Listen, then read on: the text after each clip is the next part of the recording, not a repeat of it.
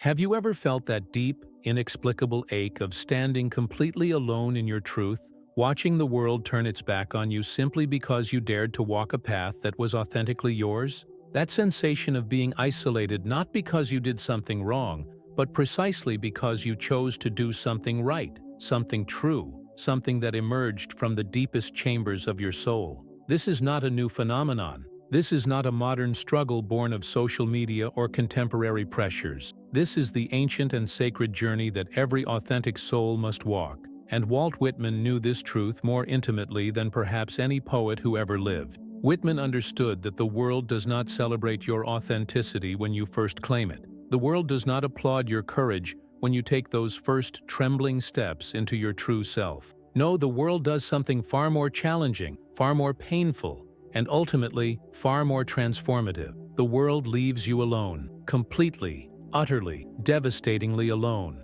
And in that aloneness, in that sacred isolation, something miraculous happens. You discover who you really are when no one is watching, when no one is validating, when no one is there to tell you that you are on the right path. You discover the divine within yourself, and that discovery, that awakening, is what eventually commands the respect that initially seemed so impossibly distant. Today, I want to share with you the most liberating truth that Whitman ever revealed about this paradox of solitude and respect, about how the very isolation that feels like abandonment is actually the universe preparing you for a recognition so profound that it will reshape not only how others see you, but how you see yourself and your place in the infinite tapestry of existence. The secret that Whitman carried in his heart, the wisdom that allowed him to walk through years of rejection, misunderstanding, and loneliness with his head held high and his soul singing, is not just a piece of historical knowledge. It is a living, breathing truth that has the power to transform your relationship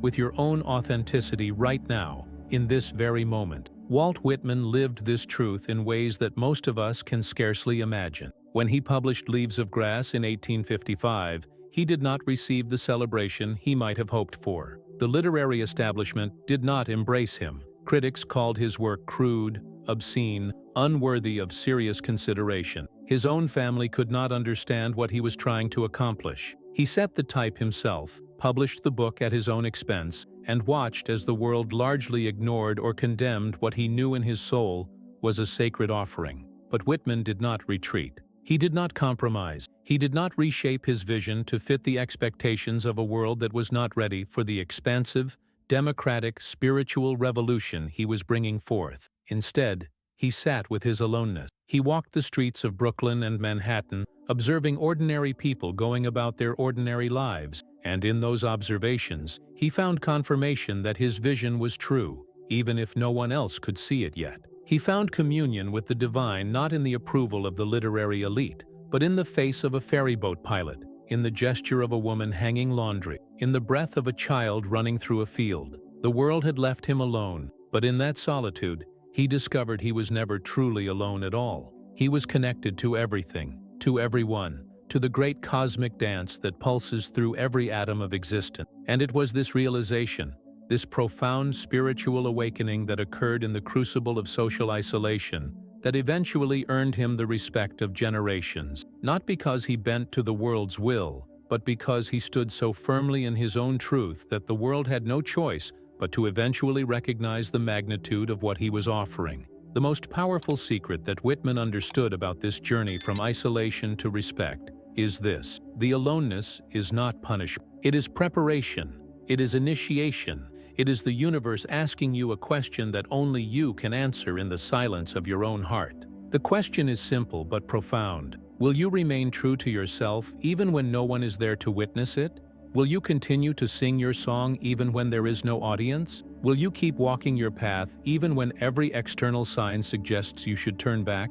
This is the test that authentic souls must pass, and it is a test that cannot be circumvented or avoided. The world must leave you alone first because respect that comes before you have truly found yourself is hollow, contingent, fragile. It can be taken away as easily as it was given. But respect that comes after you have walked through the fire of solitude, after you have discovered that your worth is not dependent on external validation, after you have learned to commune with the divine within yourself, this kind of respect is unshakable. It is not really respect from the world at all, but rather a recognition, a witnessing of something that was always true, but has now become so undeniable that even those who initially rejected you cannot help but see it. Let me share with you a moment from Whitman's life that illustrates this truth with heartbreaking clarity. In 1865, after years of serving as a volunteer nurse in Civil War hospitals, witnessing suffering and death on a scale that would have broken most souls, Whitman secured a government job at the Department of the Interior. He needed the income desperately. He had given so much of himself to caring for wounded soldiers that he had little left for his own survival. But when the Secretary of the Interior, James Harlan, discovered that Whitman was the author of Leaves of Grass, which Harlan considered immoral and offensive, he fired Whitman immediately. This was not a theoretical rejection. This was a man losing his livelihood because of his authentic expression, because of his refusal to sanitize his vision of humanity, to make it palatable to conventional morality. Whitman could have denounced his own work at that moment. He could have apologized, recanted, promised to write something more acceptable. The pressure to do so must have been immense, but he did not. He stood in his truth, even as it cost him materially, even as it deepened his isolation. And what happened? His friend William O'Connor was so outraged by this injustice that he wrote a passionate defense of Whitman titled The Good Gray Poet, which began to shift public perception. Other writers and intellectuals began to recognize what Whitman was doing, the sacred and revolutionary nature of his work.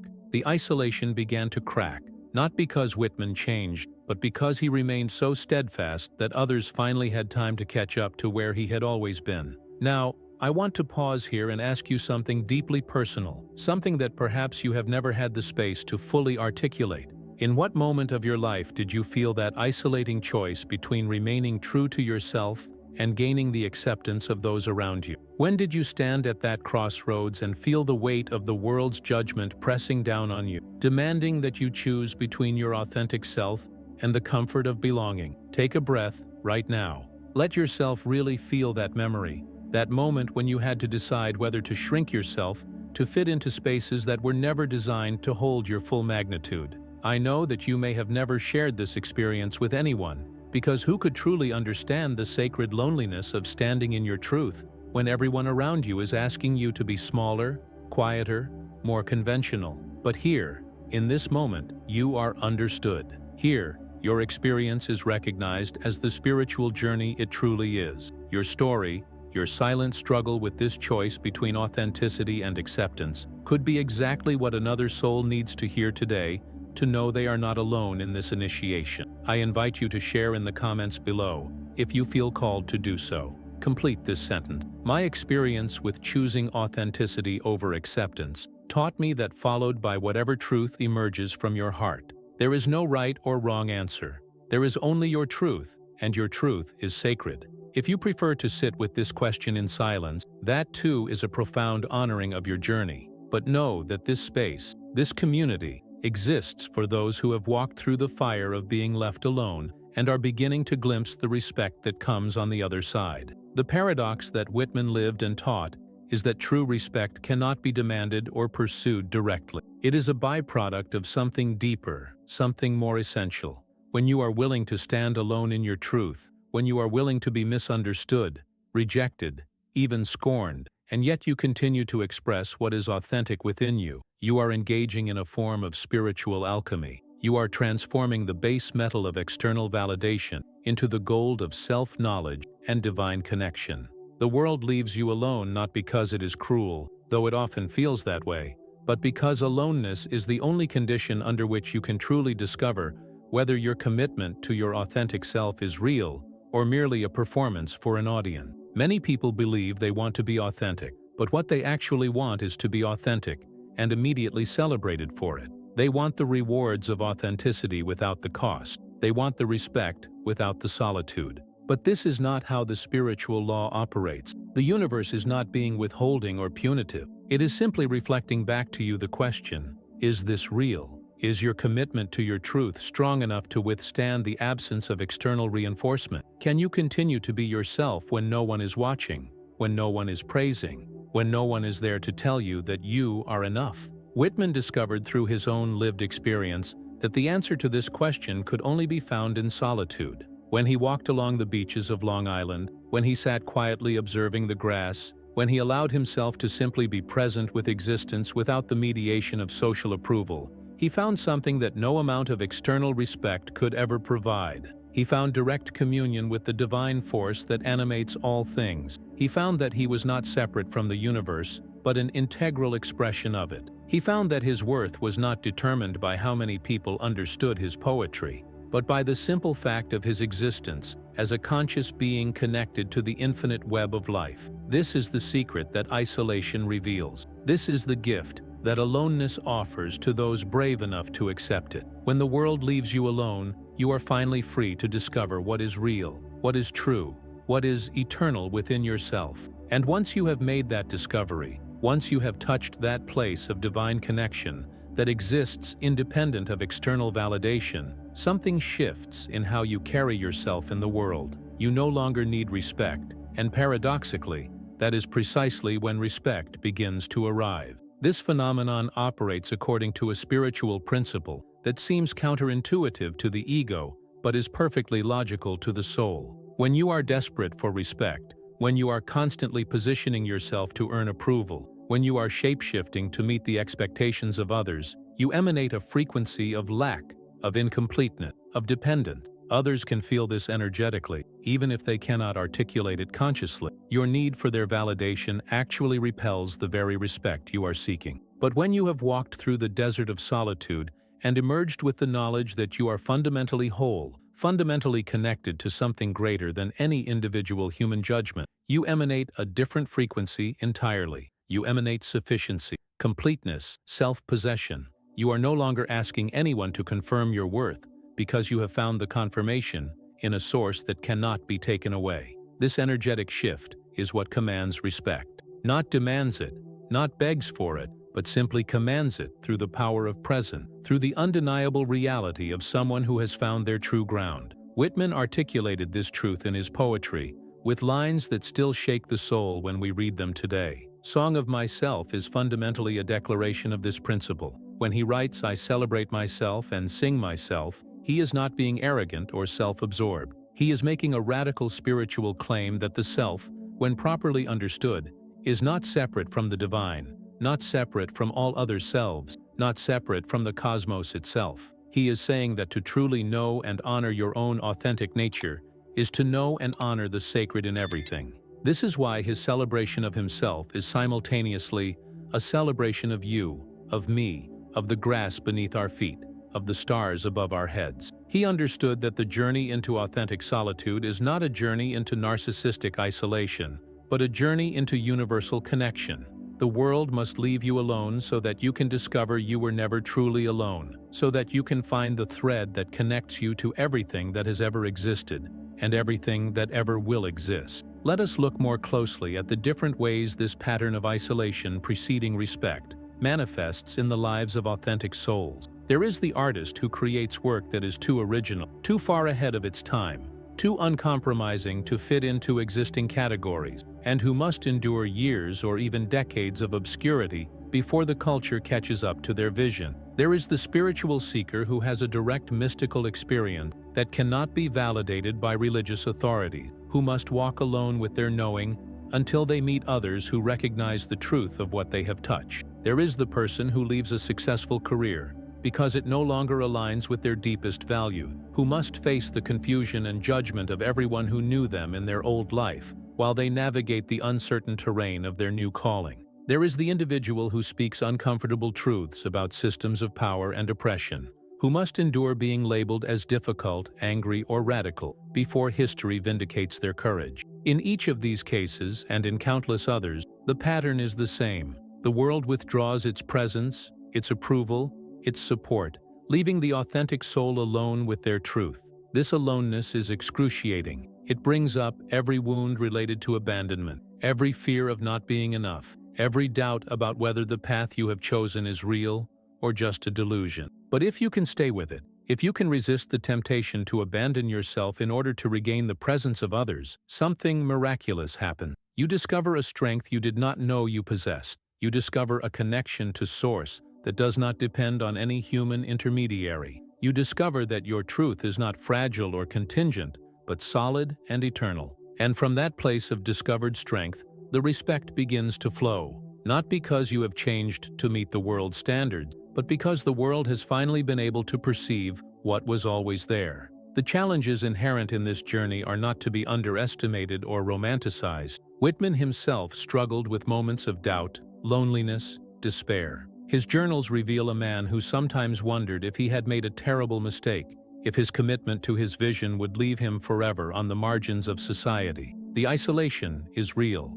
The pain is real. The financial hardship that often accompanies standing in unpopular truths is real. There are moments when every authentic soul questions whether the cost is worth it, whether it would not be easier to simply conform, to put on the mask, to play the game that society wants you to play. These moments of doubt are not signs of weakness. They are natural and human responses to the very real difficulties of walking a path that diverges from collective expectations. What matters is not whether you experience these doubts, but what you do when they arise. Do you use them as an excuse to abandon your authentic self, or do you acknowledge them as part of the journey and continue walking anyway? Whitman chose the latter. Again and again, despite the hardships, despite the misunderstanding, despite the loneliness, he chose to remain faithful to his vision. And in that faithfulness, he became a lighthouse for every soul that would come after him, showing that it is possible to walk this path and not only survive, but thrive in ways that transcend conventional definitions of success. The transformation that occurs when you commit fully to your authentic path, even in the face of isolation, is not a single dramatic event, but a gradual alchemical process. It happens in small moments of choice. It happens when you speak your truth in a conversation, even though you know it will make others uncomfortable. It happens when you create something that expresses your unique vision, rather than copying what is popular. It happens when you honor your need for solitude and reflection, even though the culture is screaming at you to be constantly productive and social. It happens when you trust your inner knowing over the opinions of experts who have never walked your particular path. Each of these small acts of fidelity to your authentic self is like adding another drop to a vessel. At first it seems like nothing is happening. The vessel looks empty. The isolation continues. The respect has not yet arrived. But you keep adding drops. You keep choosing truth. You keep honoring what is real within you. And then one day, you look at the vessel and realize it is full. You realize that you have become someone who no longer needs external validation, because you have found validation in the only place it was ever truly available, in the mirror of your own soul reflecting the divine.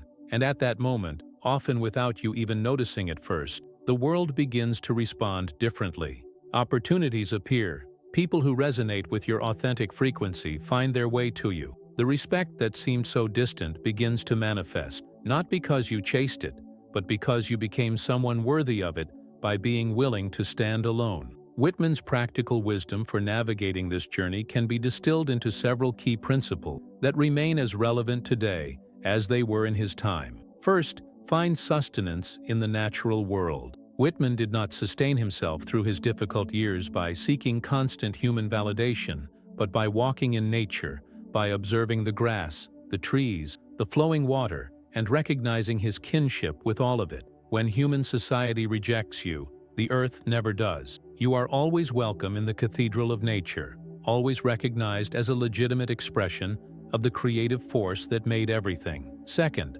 document your experience honestly. Whitman wrote constantly, not for publication but for himself, working through his thoughts and feelings on paper. This practice of honest self-expression, even when no one else is reading, helps you stay connected to your truth and provides a record of your journey that you can look back on to see how far you have come. Third, find small ways to serve others that do not require their approval. Whitman's work as a volunteer nurse during the Civil War was not glamorous or celebrated at the time, but it kept him connected to his compassionate nature and gave him purpose beyond his literary ambitions. When you serve from a place of authentic care, without needing recognition, you stay rooted in what matters most. Fourth, create a daily practice of communing with the part of yourself that is connected to the infinite. Whether through meditation, prayer, contemplative walks, or simply sitting in silence, Make time each day to touch that place within you that knows your worth is not determined by external circumstances. This practice is what allows you to continue walking your path when the world has turned away.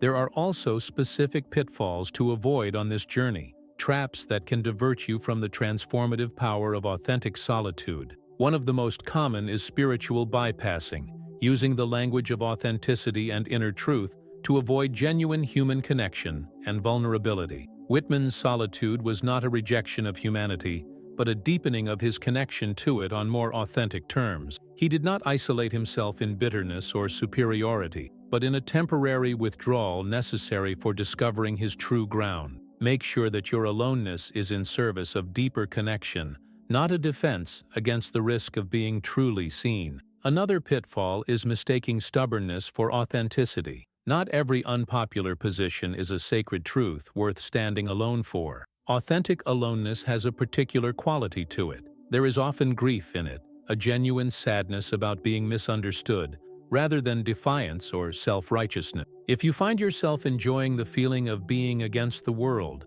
of being the misunderstood genius that no one appreciates, you may have slipped into ego rather than authentic spiritual ground. True authenticity is humble. It does not need to prove itself or defend itself aggressively. It simply is, with a quality of quiet certainty that is unmistakable once you have felt it. A third pitfall is waiting for respect before you fully embody your truth. Some people touch their authentic self, feel the isolation that comes with it, and then retreat back into old patterns, telling themselves they will fully step into their truth once they have more support, more resources, more evidence that it will work out. But this is backwards. The respect comes after the full embodiment, not before. You must be willing to jump into the void of aloneness without a guarantee of how it will turn out. This is the leap of faith that every authentic soul must take, and there is no way to make it safe or certain beforehand. The synthesis of all these teachings points to a profound spiritual truth